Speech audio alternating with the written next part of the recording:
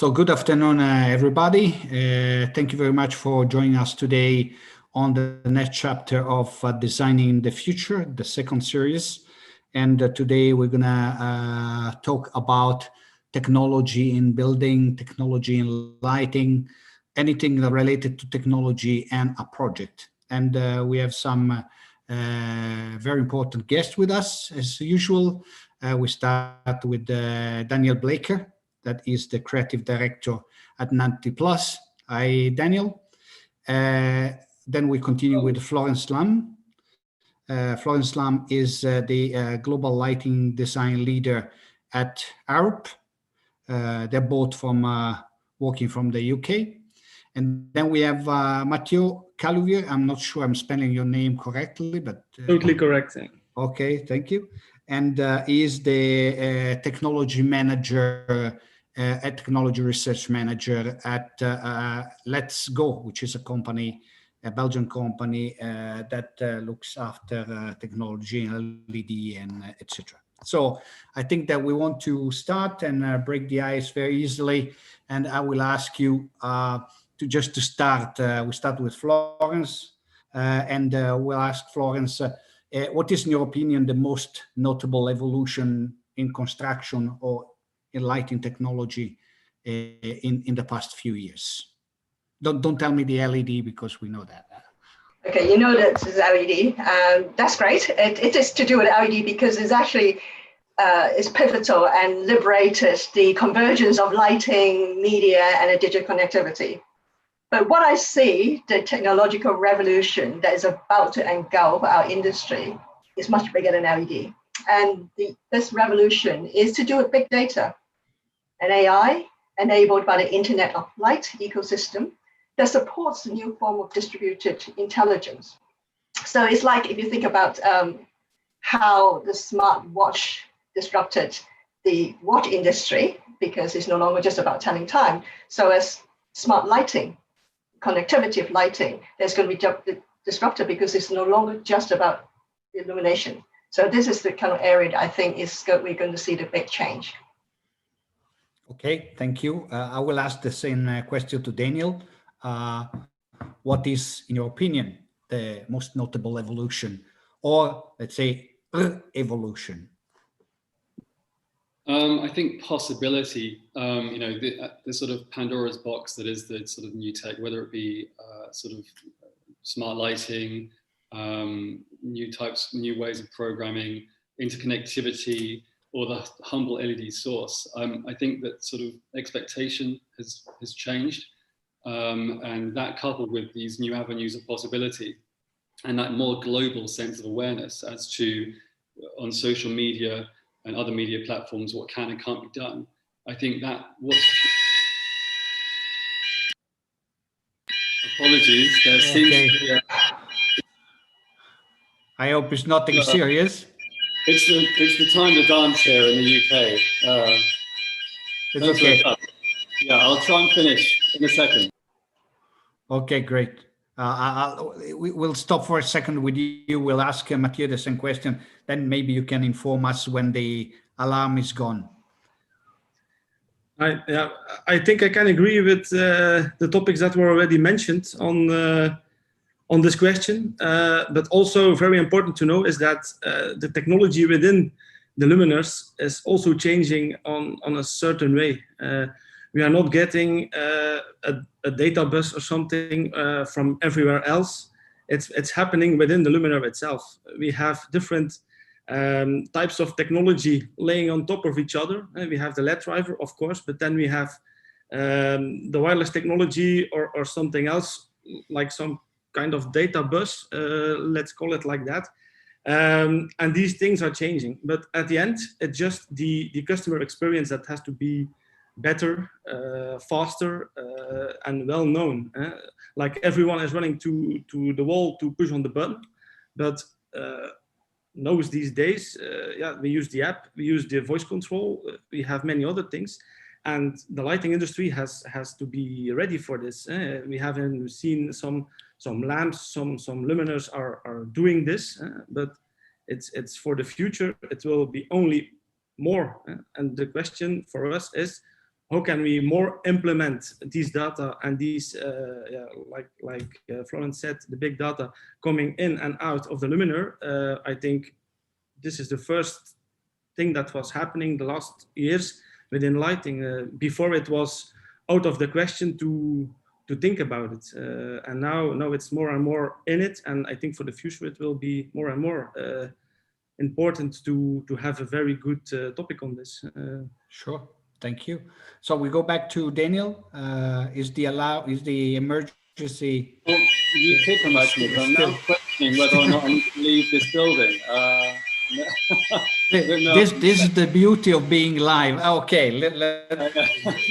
no, starting again. I'll be back in a second. Let me investigate. I will come back. Okay, thank you.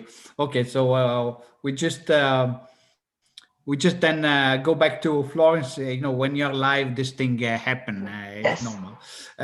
I will start also from something I wanted to ask you, and I take inspiration from what Matthias said. I think that there is an audience in front of us who is listening to our talk, to our conversation, and they expect from us a very simple way of communicating, because this is one of the things that is related to technology that sometimes is difficult. The language is only for the technical people who can understand that. And how can we make this revolution simple and understandable for the clients? How do you do that at the Harup? Yeah, I would say we need to sort of really, truly embrace technology in a way that it is an enabler. It's a means to an end. It's not the lighting design itself. So if we think technology is the answer, the fundamental question as a designer in front of a client is, what is the actual human question, the social question that we're designing for?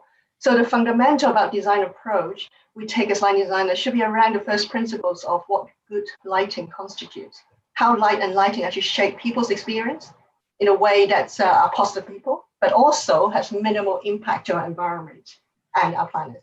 So all these you need to put into play. So it's not about how you might change the language to speak to the client, but really you design something for the client in a language that the client will understand, because they would understand who the end users are and why a certain scheme would be of benefit to them.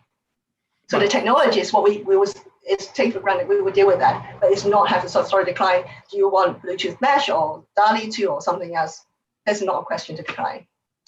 So taking from there, everybody's speaking about, when we talk about health, everybody speaks about human-centric lighting, how can the technology can assist us moving from lighting for the space to lighting for the people. And how can we do that really in a lighting project? Yeah. Well, lighting for health is actually a very big topic, and I'm just preparing a keynote on this for the forthcoming SLL, Lighting Research and Technology Symposium, in a few weeks' time. So to answer the question, Danilo, is I would actually like to share a piece of field study research we did at ARA last year, and how we use technology to explore what it really means to us as human-centric lighting, and what the CIE now call it integrated lighting design. So the best human-centric lighting, I would say, is daylight. But the reality is, with the rapid urbanization that we see happening, cities are becoming much denser. So trying to have access to daylight into interior space becoming a lot more challenging. So it's almost not by choice, but it's inevitable that we need to think about how, when people spend much more time indoor, probably 80% of the life indoor, working in whatever sense, how can we ensure within our remit, our power, that we can ensure that we can provide them with the right light environment when it's not the real natural light coming in. So in that sort of study, what we did is we worked with a LED technology startup from Spain, where they do multi-channel LED chip. So we derived a generative algorithm that we place an IoT spectrometer up on the roof to measure and take all the data in about daylight, how the modulation of light intensity and the spectrums of daylight changes during the day.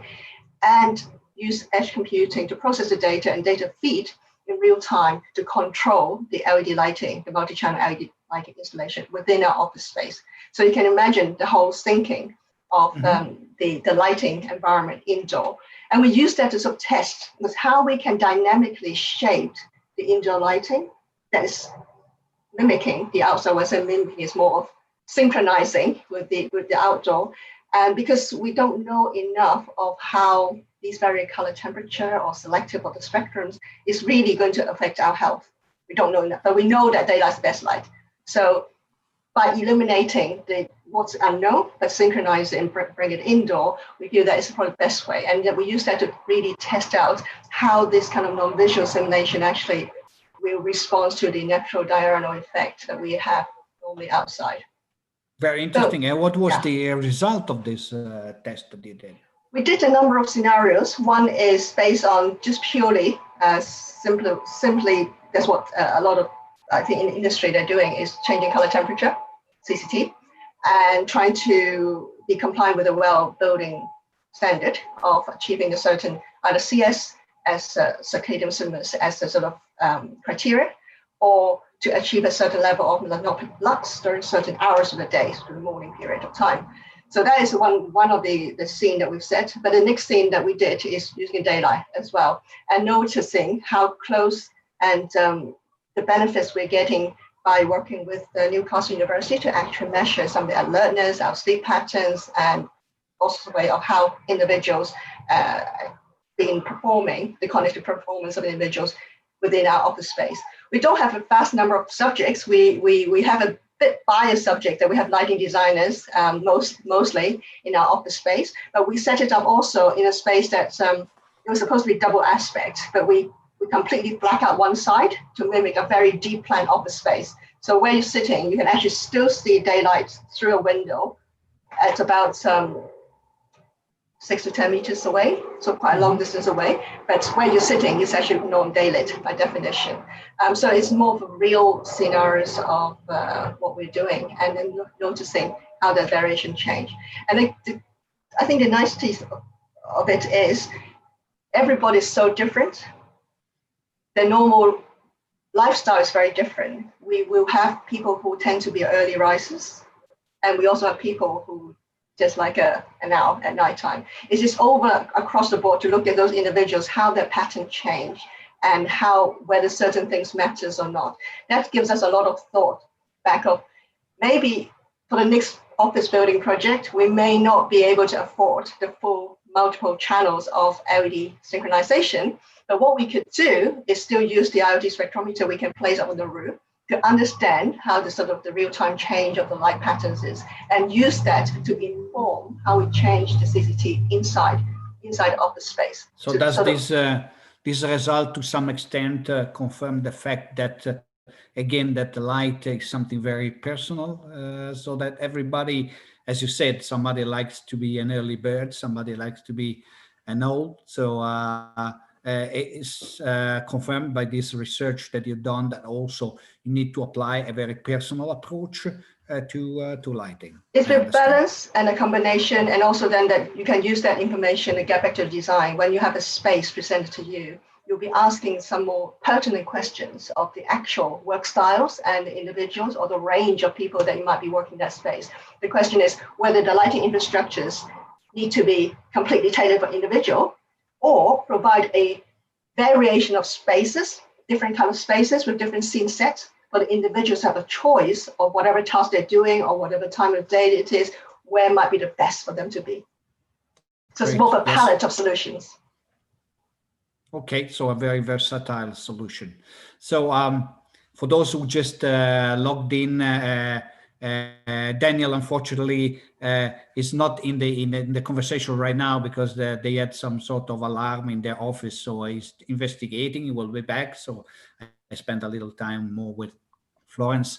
I will now ask Mathieu. So Florence has been speaking about health and human-centric lighting, and of course, sensor and technology related to test this type of solution. I know and I understand from our talks that you've been also researching on some other type of sensor to be applied for specifically for office projects, if I understand correctly. Can you tell us a little bit more about that? Yes, indeed. First of all, in our approach to make better technology for the lighting industry, we have been looking, let's say, on all sorts of sensors, and then we have been looking on what language, what typology of electricity, of data is coming from them, and what can we do with it. We can just collect it and put it in a cloud, and that's done. But in fact, that's only where the start is.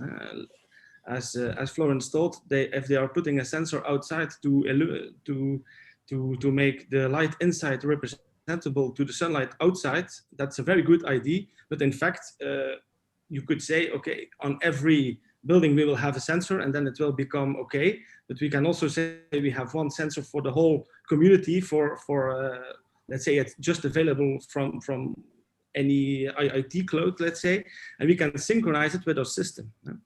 But on the other hand, we also been thinking on maybe there's not always a budget for all this kind of IT infrastructures. These are costing some money. These are mostly on a monthly fee, on a yearly fee of usage. So in our thinking, it was also important to do something with the sensor data itself on the let's call it the PCB or the board, the module that we are making, using for the customers, and that we can program some basic things inside. You can do it like saying with a peer sensor or a lux sensor. Yes, make some example, so the practical example. Maybe you have an office, there are 4 people sitting around there, then okay, when the sensor detects something, the light goes on a certain level of lux with a pre-installed circadian curve, so it's working on their own. In this office is so you mean sorry, just to make it more understandable for the public, what do you mean? For example, you could have a sensor who is checking the level of CO2 in a room, and then automatically it reacts with the lighting or with something else, or with the alarm, like in the case of Daniel. So that's the second part. The first part was just the light influenced sensors, but of course we have CO2, air quality level sensors, and then we can make a reaction on the lamp when the level is absolutely not good. We can make it flash or something like that. To make it more very actual, does it mean that, for example, there could be a sensor that could control the purity of the air, or the purity of the, let's say, if a surface has been cleaned properly, it's the right moment for sanification. So do you think that this is something that it can also be applied? Maybe we could make an example on, we have an office with 4 people. They are working very hard. The CO2 level is rising. We see that it's too much with the pandemic that's going on right now. Ventilation is a very important topic. People can be warned about, okay, it's not good in here, we have to do something. But on the other hand, when we connect this, let's call it working on their own luminaire, when we connect this to another system, building automation, then we can let HVAC interrupt with this and make sure that the ventilation is on a higher level for that moment. Even when the people are going from the office, there's a lunch break or something else, they are going, the sensors within the luminaire sees all these things, and they can push up the ventilation on the max level. It's maybe not so good to be in there at that moment, but there's nobody there. And somebody comes back into the office, we can go to a normal level. All the sensors are included within the and the whole device. So I think, in that opinion, it's very important for. So many possibility. Okay. I think with maybe I can just add this. Maybe with the technology that is coming in a few years, I think the CMOS sensors, like for camera and so on, are getting tinier, are getting better. It's also thanking to smartphones and so on. So maybe we can do something with some algorithmics on images that we can capture from the lamp, looking down to the table where people are. And in that fact, the lamp is not always on the ceiling. It can also be on the wall or in the floor. So many things to put sensors in that way.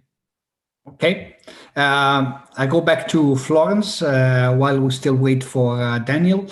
Of course, there is a lot of, there is. I am really sorry, I'm still here now. It's still, we can't turn it off. Okay, but what's going on? I hope nothing serious. It's, as long as.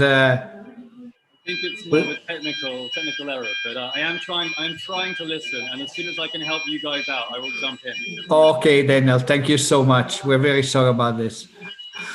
Okay, so I go back then to Florence, and we can speak about, there are, terminology which are very frequent, when we speak about technology, like Internet of Things, wireless lighting, connectivity, Wi-Fi.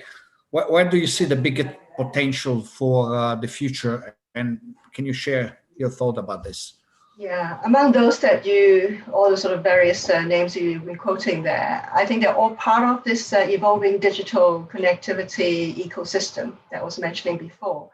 And I've been watching Li-Fi for quite a few years. I wish it can advance much quicker, because it really potentially can unlock this demand for the radio frequency kind of Wi-Fi that the bandwidths become narrower and narrower. Whereas for other applications of technologies within the space, whether you're talking about VR, AR, mixed reality, or what I mentioned before about AI, edge computing, robotic, autonomous stuff, all those demand high transfer rate of data. And with Li-Fi being within the space, using a different bandwidth, it's completely can unlock this all. And what is really have an advantage of Wi-Fi is also the security, the potential of the owner can create this kind of geofencing firewall around the space, isolating a certain either asset or the people that they have. They can really sort of capture data and do analytics within a captured audience without the danger of that being sort of stolen in whatever way, but hacked is the word, into that. So previously, a few years ago, when I was asked to talk about the Li-Fi, where I see where the stumbling block is a lot of that could be down to the devices that we have, the phone that we have, that we tend to have cameras just on one side, facing outward, rather than facing you the double-sided cameras. But now most of the phones that we get now do have this kind of much more advanced cameras both sides of the phone. So that means laying something around as a smart device, that communication link is more natural with how people use their smart device or have your workspace laid out. So I think it's really there. I'm not as up to speed with the actual Li-Fi technology itself, but maybe Matthew will have. It's just saying how when that happened, I really see the lighting could become a serious contender in the kind of world of data infrastructure, because it's like almost a missing link there.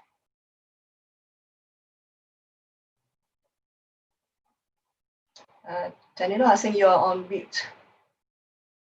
Yeah, sorry, I apologize. I'm also trying, because I have some noise also, with all this smart working, unfortunately, you can't control exactly what's going on in your apartment. So yes, this is the beauty of a live session.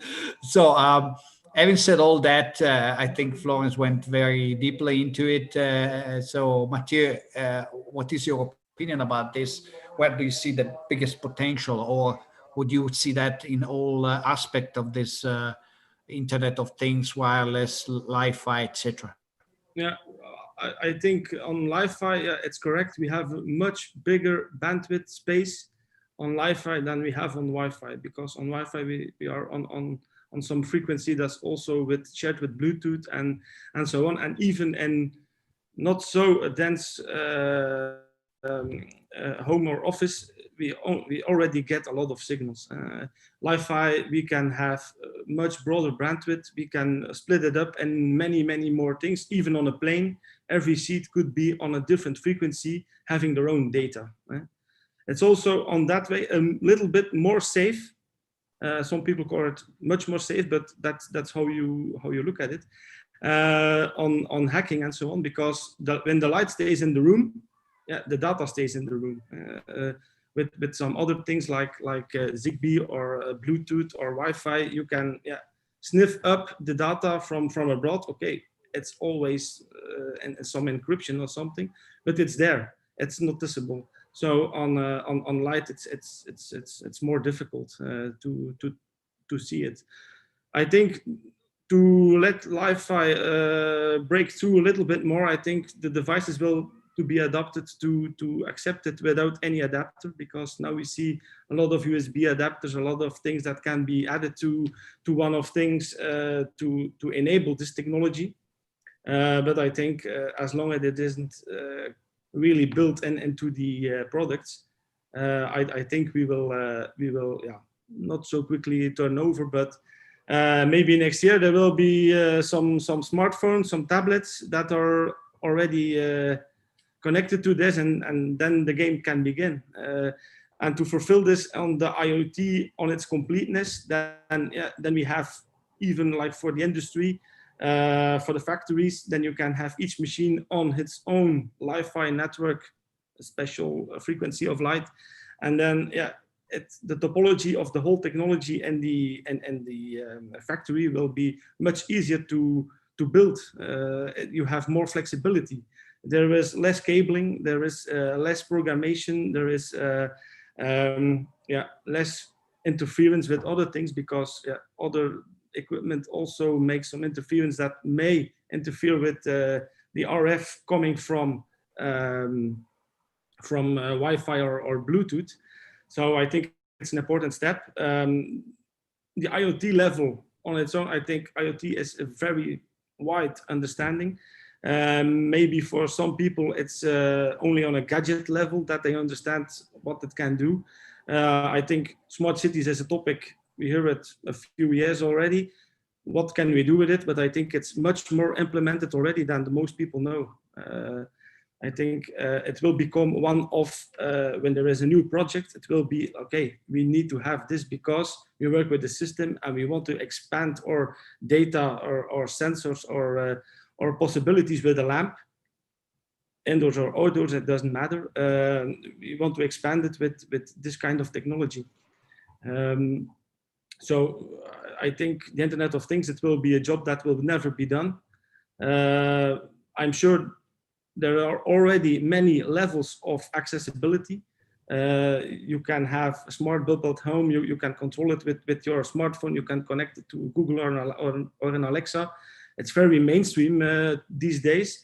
But when you are looking to the streetlights in front of your door, there is LoRa, there is some other things that are popping up. There are many types of technology, but then one of either way, they have to connect to each other. There is one who has to fuse all these things into one solution and make sure that everything can work on their own, when there is a failure in some system whatsoever, but they have to connect to each other to make the system work.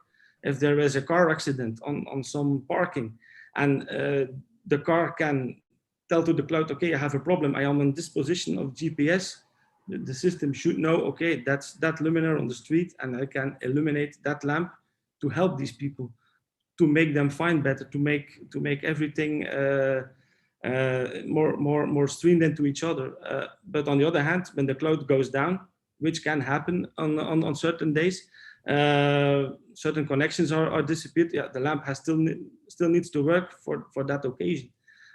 So it's the IoT thing. It's a very complex thing to understand because there is a lot of data, and this data is also coming with a cost, because now a lot of people do not understand that every sensor that is pushing data into a cloud, it's every time a connection at surface, they are costing money.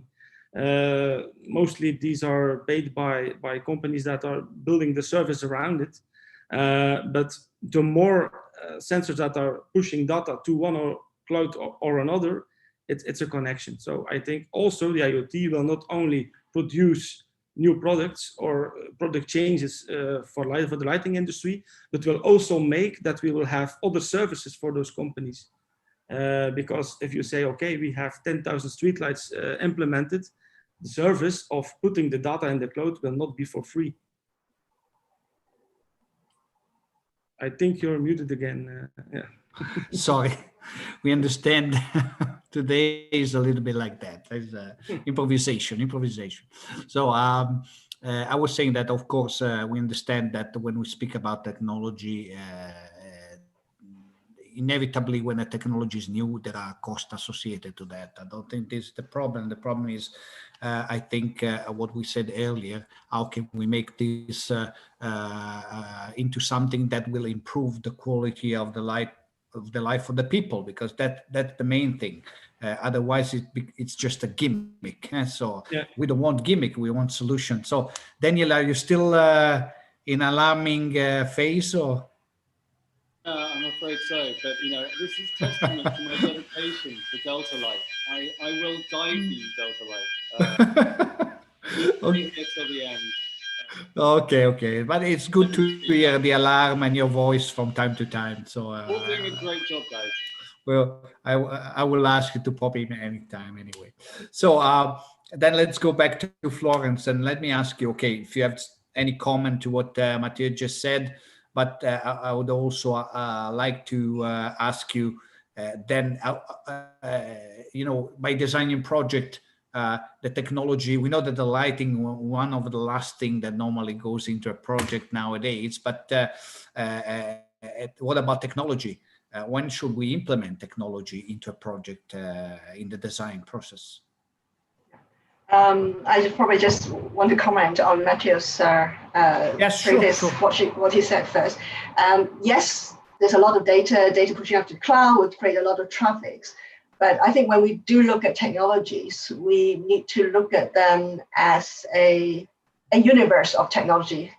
So yes, data cloud, data infrastructure architecture need to be thought about, but also this sort of the newcomers of edge computing, distributed intelligence is where you can actually have data collected through your IoT device, but allow a certain processing, computational processing happening locally at a device.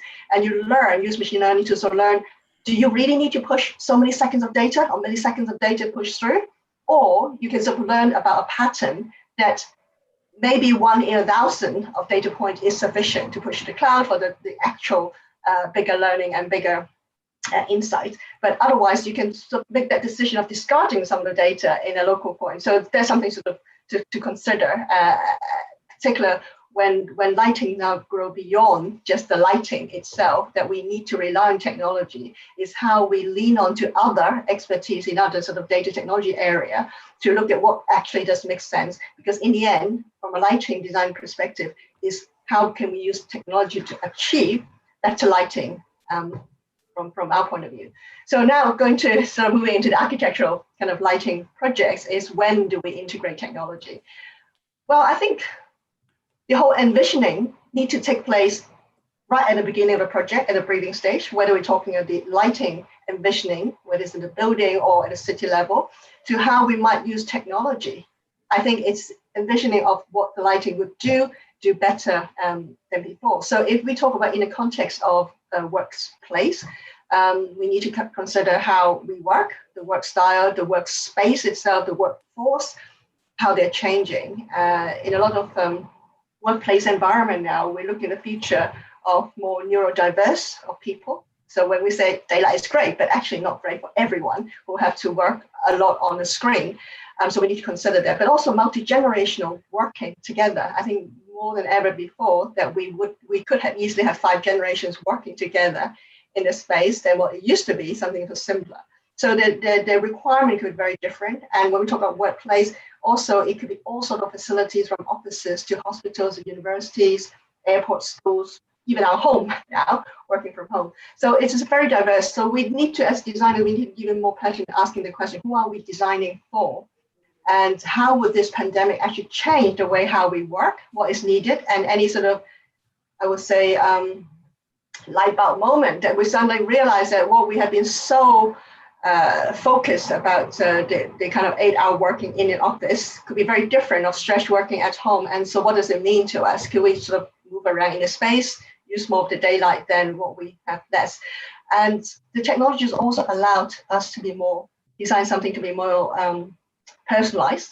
I think, Daniela, you touched on that before as well, is personalization. But personalized for what reason? Is it just a choice or preference? I like the blue light more than the warmer light, that sort of choice, or something more serious, that we can use data in real time to understand the people's state of mind, state of health, their sleep history, or the weather condition, something else that can put it into a big data that's completely tailored to the individual, and they were given the right kind of lighting scene, maybe presented to them in a space that was just what they need. It could sound daunting as the big brother's controlling everything, but it is the possibility. It can happen, but how can we make sure at this point where it is in our control that we can shape in the right way going forward? And how can we avoid this to be felt like big brothers instead of a technology that is helping us to improve our life? Yeah, I think it's the opportunity that where is the borderline? I think as a designer or professionals, we need to stay very inquisitive and actually interested with the people we're designing for, and not just assume that we know everything. So turning this from know-it-all to learn-it-all, that we know the world is changing. We know how the workplace work styles, workforce are all changing. And what we might have learned when we were sort of young designers 20, 30 years ago, it may not be right anymore. Questions some of those standards or even guidelines, code of practice, best practice out there. What was it based on? It's probably based on research in a workplace that's very different, and based on some kind of subjects that are very different from the way how they worked before. Why are we still applying the same thing in the way how we design these days, or even use those standards as a safety net so the things doesn't go wrong? For example, just in, say, road lighting, designing for road, you have a set of British standards which says this is this. Why? At the time, car is the king of the road. You design lighting for the cars for whatever reason. But now we're talking about we want people to engage in more active transport by walking or cycling. The mode of transport is very different. In your days, you don't have mobile phone. Now you have. What does it do to you? If you think about what is the IoT with the smart lighting system in the street light, what is it actually opening up as an opportunity? Designing smart lighting or smart cities is not just about putting smart infrastructure everywhere. It is going back to the fundamental question I asked earlier. What's the lighting for? What's the cities for? What is the demographic change for? How do you want people to mingle, to socialize? How do you use to ensure that you design a place for people properly? Make a livable city, sustainable cities. So all those are fundamental outcomes that we need to strive for. And that is where the starting point. How we do it, then it will come down to the technologies, lighting. What is the right kind of light? When? How? That level. So I think it's technology really, I think, give us a lot of power. But sometimes the power can be dangerous as well if we don't use it properly. Absolutely. Daniel, we want you a part of this conversation. I'm back. Oh, that's fantastic. Okay, we really enjoyed your science, but you know, we also want to hear your opinion. So maybe you can jump in and talk about it. You've heard a lot of different comments from Florence and Matthias. Yeah, I mean, I've sort of missed. I tried to do the best I could to hear most of what was being said, so give me a bit of overlap. But I think your point about sort of the observation part, you know, the aspect of Big Brother. I think everything's, you know, as with the road lighting, smart cities, things like that. There is that tendency for standardization to sort of become tradition, or convention to become tradition. And I think, you know, as you move forward, you know, best practice constantly needs to be sort of reinterpreted to make sure that it's not just a path of least resistance based on known techniques. At the same time, everything is changing, and where if I use that sort of case study of having an environment that can sort of adapt itself to your personal needs or specific needs and conditions, I think that that's useful, because in many ways, it's an evolution of the simple, presence detector, but a much more sort of with physiological benefits if it's doing it on, light levels, circadian rhythms, as well as your own, aesthetic preferences. But if it sort of regulates your environment to suit, just what you need, that will go a long way to future-proofing, making buildings carbon net zero, that sort of thing, which is everything sort of shifting in that direction. With regards to that data, I think that as people tend to still, despite how the social media and things have given people their own platform to become their own author of fame. I think people still do quite like anonymity to a certain extent, as a if you somewhere to sort of go back and recuperate in. And so I think the Big Brother thing is sort of answered by, as long as you feel like you've got some level of control, you've got some capacity to turn it off. I think that's that still needs to be there. So when you are this big data, if you are sort of hemorrhaging information, I think to a certain extent you want some level of awareness, as to, not all the time, but as to where it's going and how much control of that have I got. And I think you didn't touch upon it earlier on, but about I mentioned it before I got cut off at the beginning about expectation, and I think things moving forward, the world is changing at quite a quick rate, and there's a lot of possibility right now in terms of your environment and the control you have over it. There's any number of ways to. We've mentioned Wi-Fi, you've got Bluetooth. I think even Bluetooth now, although it wasn't necessarily taking hold as a way of doing sort of large-scale developments and constructions, I think that's now sort of gotten a bit more of a stronghold on the market in terms of its reliability or robustness. I know that they've recently sort of done a collaboration with DALI, so it's becoming something that the two systems work side by side. So I think whilst things are moving forward like that, and the sort of the more classical back end you have to control system sort of fading away a little bit, people have all that control, and I think that needs to be sort of embraced and also mediated in the same way as everything else does in our field, like the circular manufacture of products. Like what's going to happen to a light fitting when it becomes obsolete in 5 hours? 5 hours is a terrible light fitting. 5 years time. Things like that. So so it's a holistic review. All the opportunities that are out there are all fantastic and really tantalizing. But I think it's just to make sure that they sort of end serving us, the user, and almost more importantly, the environment, better as we move forward into the next 20 years. I think 2050 is a big target for carbon neutral, isn't it? So I think that's let's get it working so it, works well for our built environments, work well for us as, living beings, and also that we do something to leave the environment in a good place. You're on mute, Daniel. Yeah. So I tend not to disturb while you guys are talking. So, and then I forget, I'm an old dinosaur. So, Matteo, Daniel has been touching the subject of Bluetooth. I know that this is one of your one of your most recent research. So, can you tell us something exciting new that on the use of Bluetooth? The last years for us at Let's Go, it was, let's say 80% Bluetooth based. All the connections we made, all the products we have launched into the market or specially made for some customers. It's all based on that Bluetooth device because of, the Bluetooth is available in almost any device you can buy today. It's always been like that.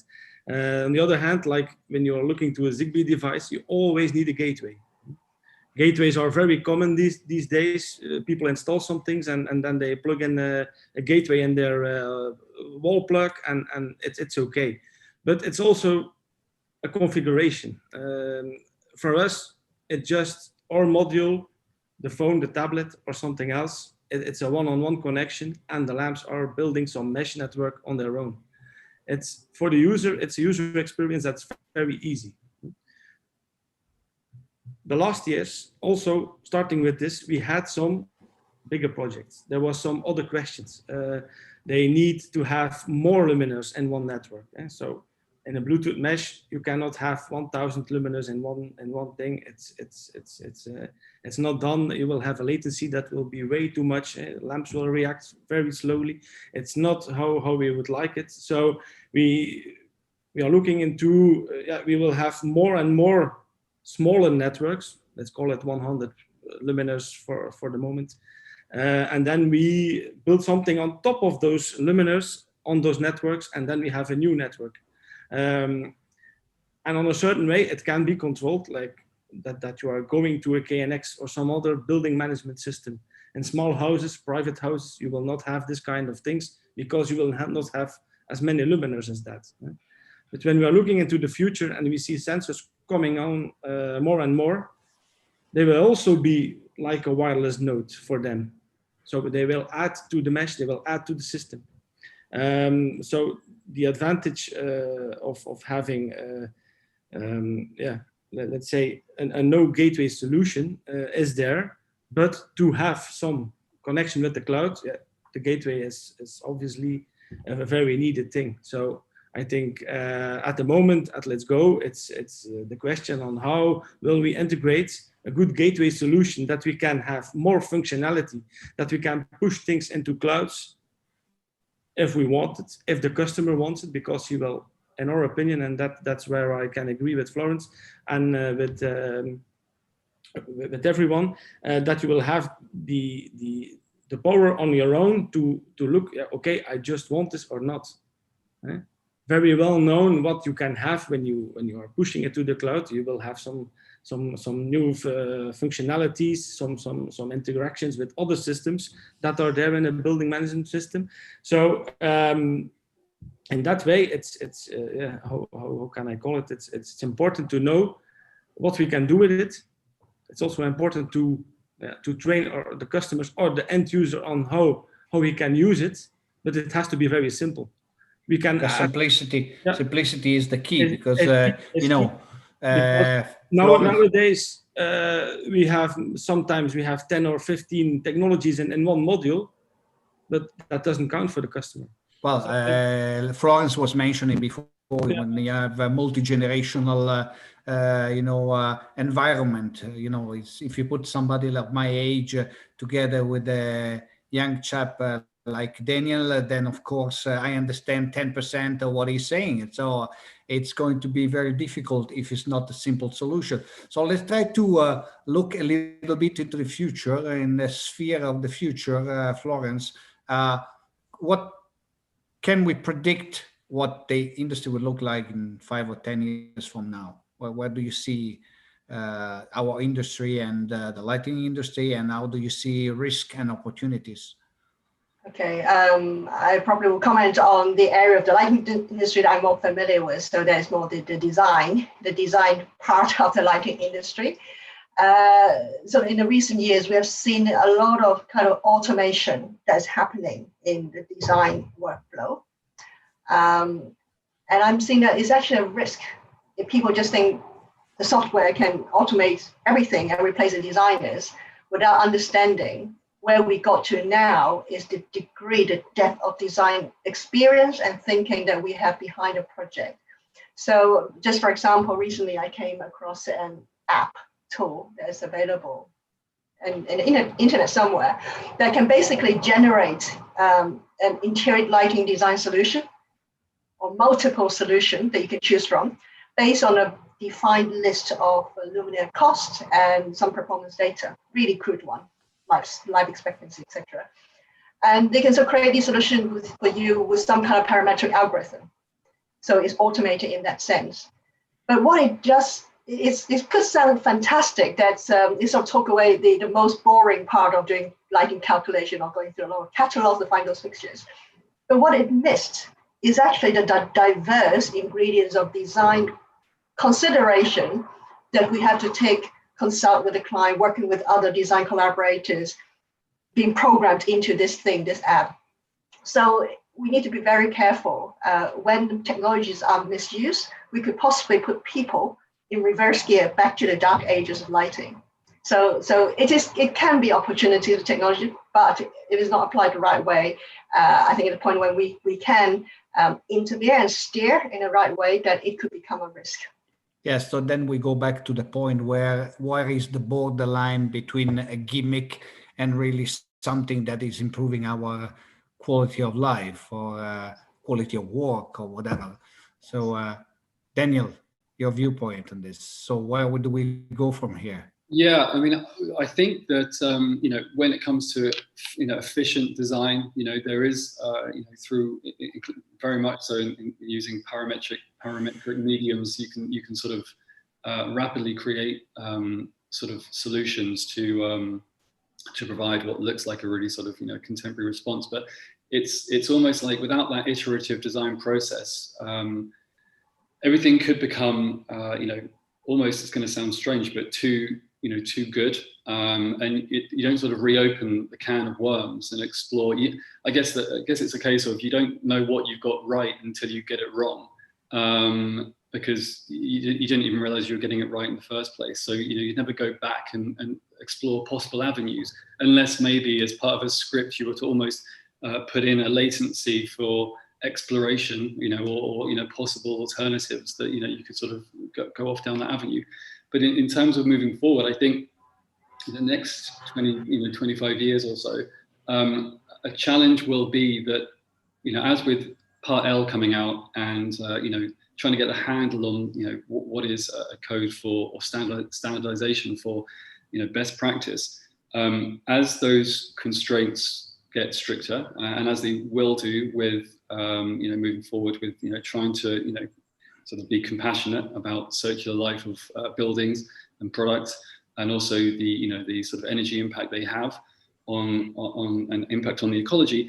As we go forward, that those sort of thresholds for exploration need to keep being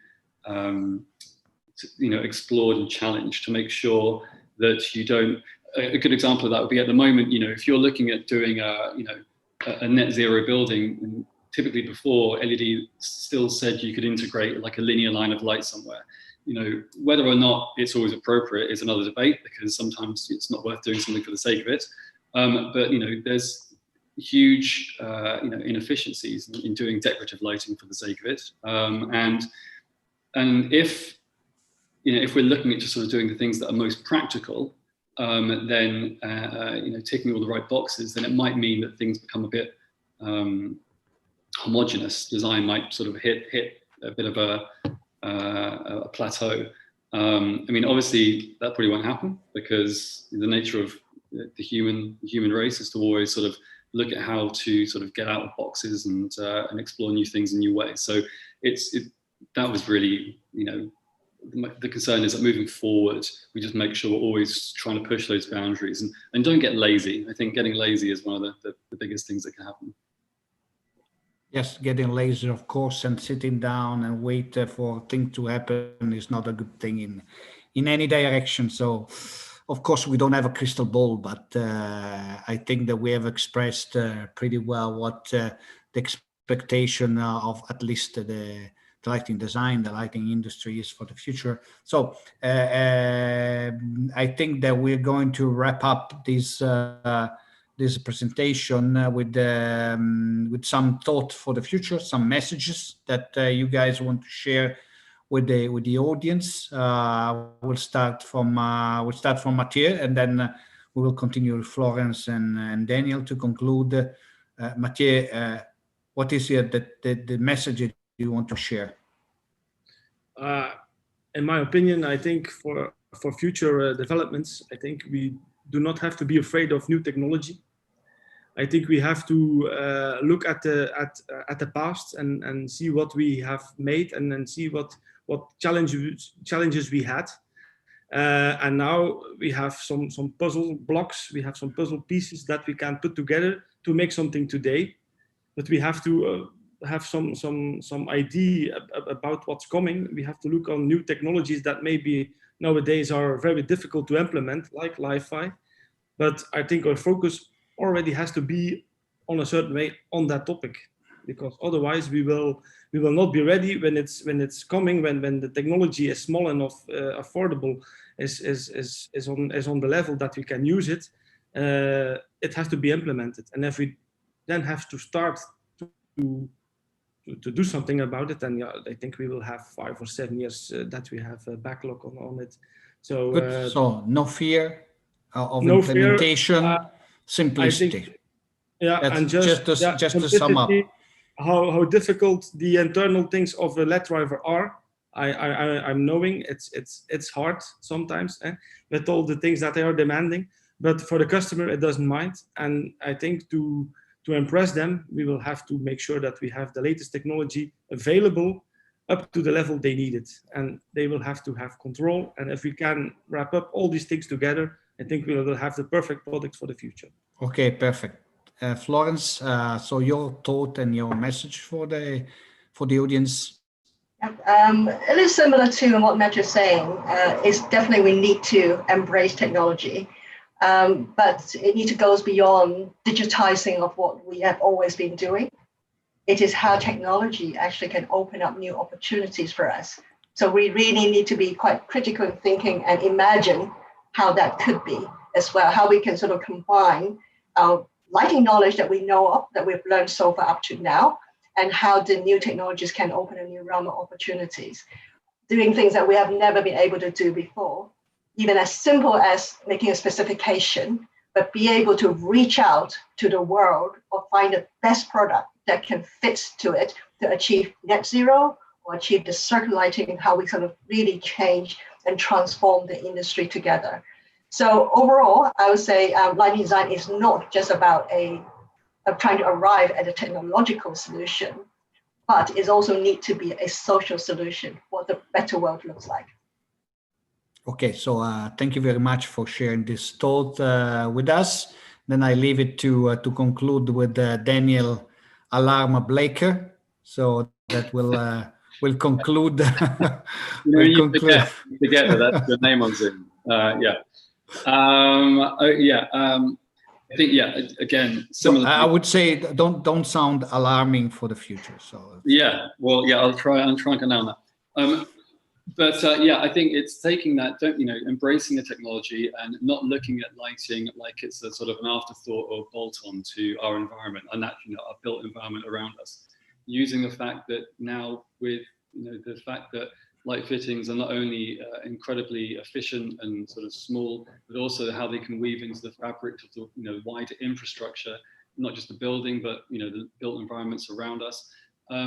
We can really come to a point where it's no longer, this is a space and I'm putting light on top of it. The whole thing's a holistic consideration simultaneously. So the buildings or the environment around us are living and breathing elements that can almost encourage a much more sustainable, healthy future, almost without any intervention from us. And it's just a nicer, and hopefully it's a nicer world for us to be within as well, for our own personal health benefits. Thank you very much. So I would like, it's been this hour, passed very fast. I have to say it was a very nice conversation.